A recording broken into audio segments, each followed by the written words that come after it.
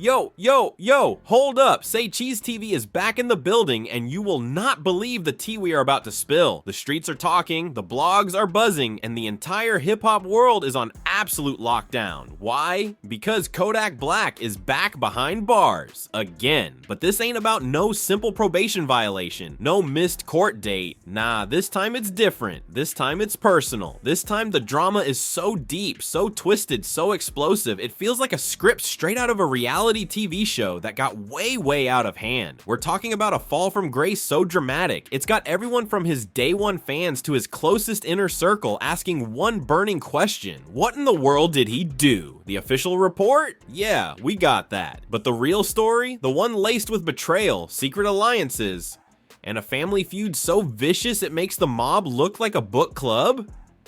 That's the story we're about to tell you.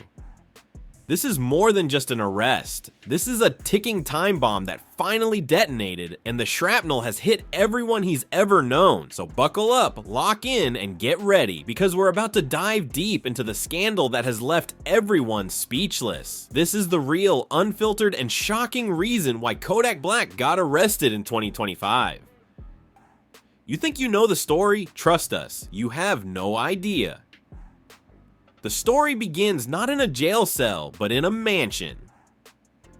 Kodak Black, fresh off a successful tour and what everyone thought was a real turnaround, was living large. The money was flowing, the hits were charting, and for the first time in a long time, the future looked bright. But beneath the surface of all that glittering success, a storm was brewing, a storm named money. You see, Kodak had a tight inner circle, the people he called his day ones. His childhood friend and manager, DeAndre, and his cousin Trey were the gatekeepers. They handled everything from the tour revenue to the brand deals. It was a family operation, or so Kodak thought. The first crack in the foundation appeared small, almost insignificant, a missed payment for a car customization. Kodak wanted his fleet of luxury whips tricked out with the latest everything, and the shop owner, a guy who didn't play about his money, started blowing up DeAndre's phone. DeAndre, smooth as always, told Kodak it was a simple banking error.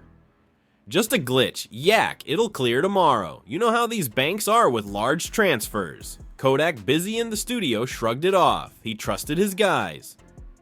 But then it happened again. This time, it was the caterer for his massive 4th of July bash. The guy showed up at the gate, demanding cash up front. Kodak was embarrassed. He had to have one of his security guys front the money from his own pocket. The vibe was off. You could see the confusion on his face in the videos from that night. He's surrounded by hundreds of people, but he looks alone. He pulled DeAndre aside later, his voice low, a mix of concern and anger. Yo, Dre, what's going on with the money? This is the second time this week. People are talking. DeAndre just clapped him on the back, all smiles. Yak, my guy, you're tripping. You think I'd let you down? It's just growing pains. We're moving so much money so fast, sometimes the wires get crossed. I got you, always. But he didn't have him. The wires weren't crossed. They were being cut.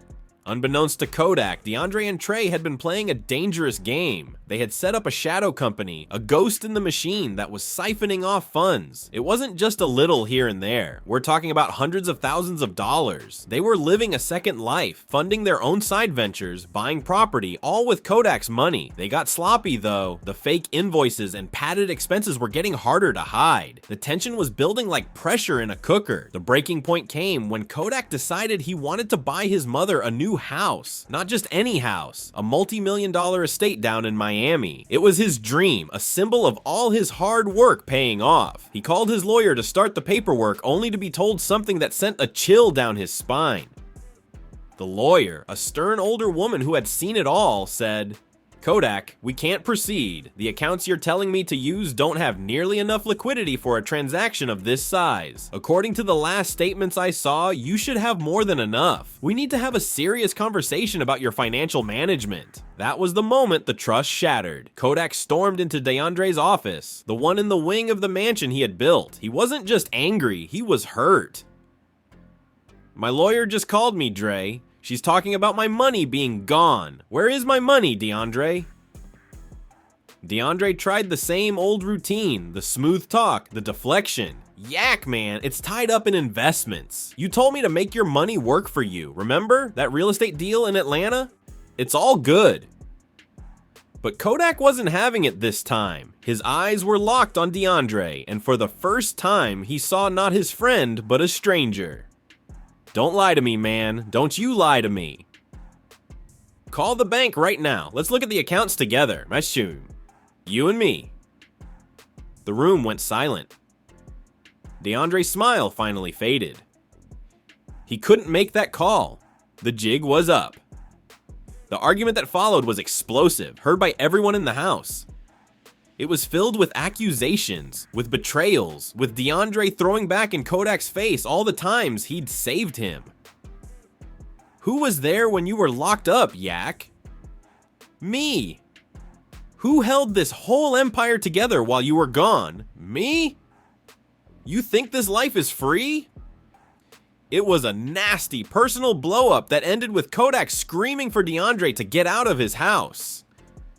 But as DeAndre left, he turned back, his face cold. You're making a big mistake, Yak. You have no idea what you're messing with. You think it's just me? You're about to find out just how deep this goes. And with that cryptic threat hanging in the air, he was gone. Kodak was left standing there, his empire suddenly feeling like a house of cards. He thought he had just fired a dishonest manager. He didn't realize he had just pulled the pin on a grenade that was about to blow his whole world apart. The real drama was only just beginning. The silence in the mansion after DeAndre left was deafening. Kodak stood alone in the office, the ghost of the argument still hanging in the air. His mind was racing, trying to piece together DeAndre's final chilling words. You think it's just me? What did that mean? Who else was involved? His first thought was Trey, his cousin.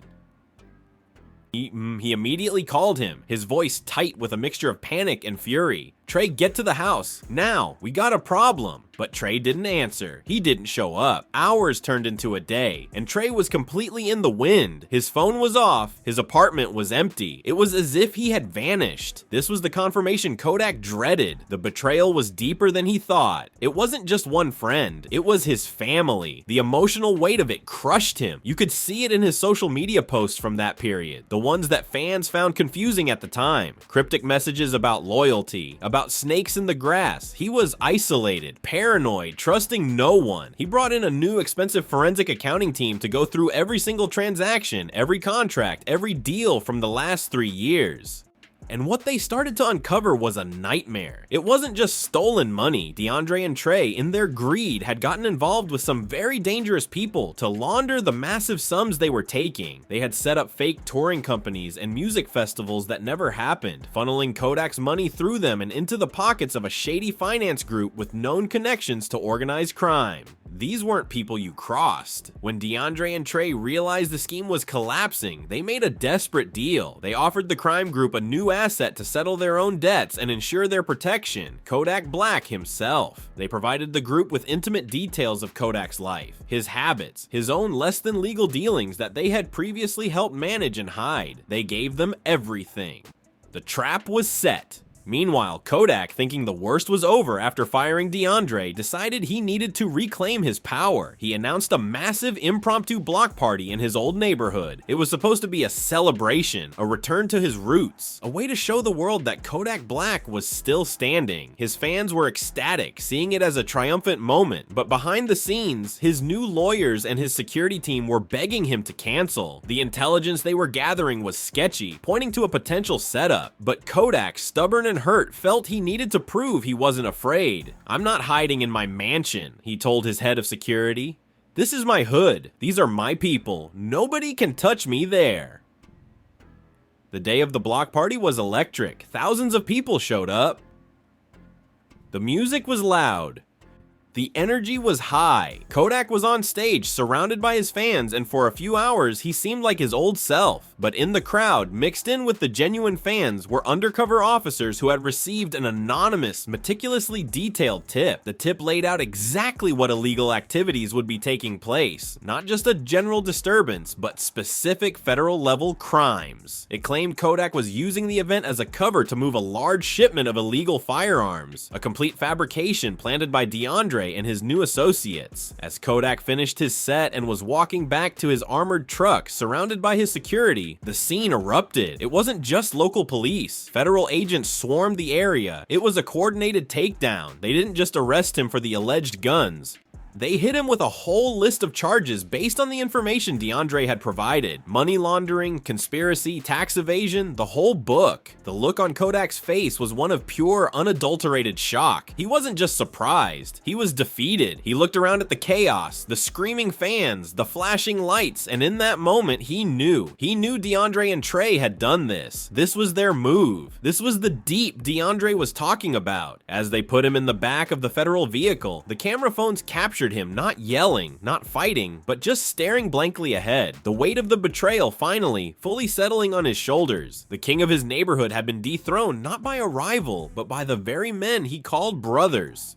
And this was just the beginning of the court battle that would tear his entire family in two. The slam of the prison door echoed far beyond Kodak's cell. It reverberated through his family, his fans, and the entire hip-hop community, tearing everything apart. The initial shock quickly gave way to a bitter, public, and deeply painful civil war. On one side was Kodak, sitting in a cell, feeling completely abandoned and betrayed by everyone he ever trusted. On the other side, his family was fracturing into pieces, choosing sides in a battle that nobody saw coming. The first salvo was fired by Kodak's own mother. In a tearful, emotional interview from the very porch of the house Kodak had bought her, she publicly pleaded with DeAndre and Trey. "Please," she cried, "if you have any love for my son, any love for this family, tell the truth." What did you do? Why are you doing this to him? Her pain was raw and visible, and it swung public opinion heavily in Kodak's favor. Fans were furious, flooding social media with hashtags demanding justice for Kodak and condemning the two traitors. But then, the other side struck back. Trey, who had been silent since his disappearance, gave a clandestine interview to a popular blog. He looked tired, nervous, but defiant. He didn't deny taking the money. Instead, he tried to justify it. "Yeah, we took some money," he admitted, sending shockwaves through the internet. But it wasn't stealing, it was compensation. Who do you think held everything down when he was away? Who dealt with the day-to-day chaos, the lawyers, the drama, while he was living his life? He promised us the world and then treated us like employees. We built that empire with him, and we deserved a real piece of it.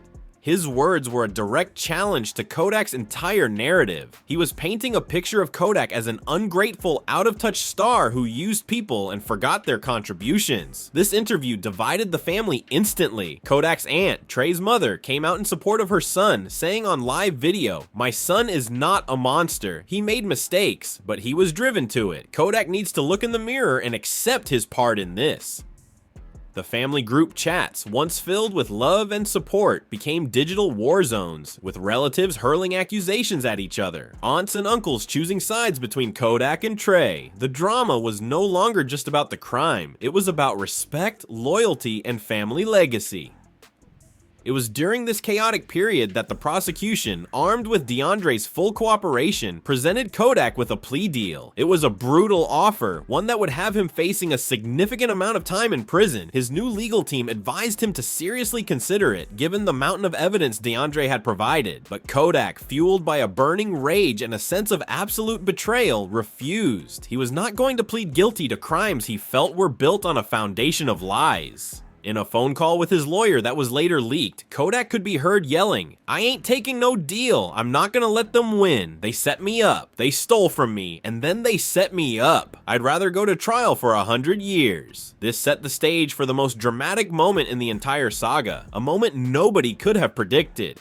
The judge, tired of the media circus and the endless pretrial motions, ordered a preliminary hearing where the core of the prosecution's case would be laid out, and that is when DeAndre was forced to take the stand. The courtroom was packed. Kodak, in his jumpsuit, sat at the defense table, refusing to even look in DeAndre's direction. The air was thick with tension. The prosecutor led DeAndre through his testimony, laying out the complex financial web of deceit. And then, it was the defense attorney's turn for cross-examination. The attorney, a sharp and relentless woman, didn't just go after the financial crimes, she went after the heart of the betrayal. "Mr. Johnson," she began, her voice cold and precise, You claim you were underappreciated. You claim you were driven to this by a lack of respect. Is that correct? DeAndre, trying to maintain his composure, nodded. Yes, that's correct. The lawyer then presented a series of exhibits, text messages between Kodak and DeAndre from just a year prior. In them, Kodak was thanking DeAndre for handling his mother's medical bills. There were records of Kodak buying DeAndre a brand new car for his birthday. There were photos of them on vacation together, brothers in every sense of the word. With each piece of evidence, DeAndre's justification began to crumble. The lawyer then zeroed in on the most damning part. Isn't it true, Mr. Johnson, that the real reason you concocted this elaborate scheme and then conspired with known criminals to frame my client was not because of a lack of appreciation, but because of a massive gambling debt you had accrued? A debt that had reached a point where these individuals were threatening your life? DeAndre froze. His eyes widened. This was the secret he had kept buried. The defense had dug it up. He stammered. He looked at his own lawyer. He was trapped. The carefully constructed image of the underappreciated business partner evaporated, revealing a desperate man who sold out his best friend to save his own skin.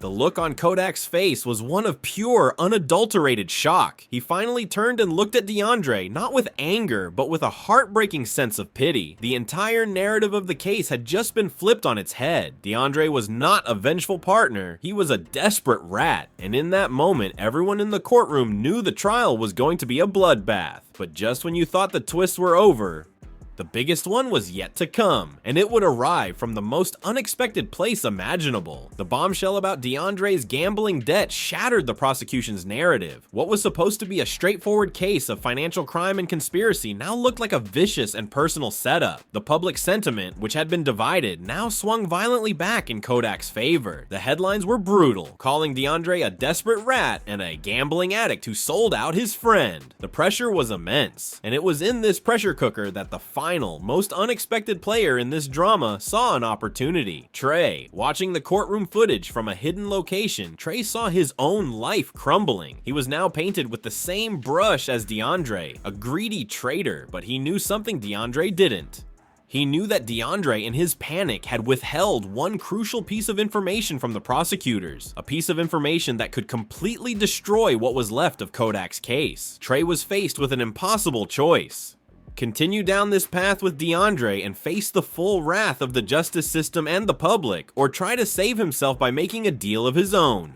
The guilt, it turned out, had been eating away at him. He couldn't sleep. The image of Kodak's mother crying on her porch haunted him. After a long, sleepless night, he did the unthinkable. He contacted Kodak's legal team, offering to testify for the defense. The meeting was arranged in secret, a tense encounter in a sterile conference room. Trey, looking gaunt and much older, sat across from Kodak's lead attorney. "I want to make a deal," he said.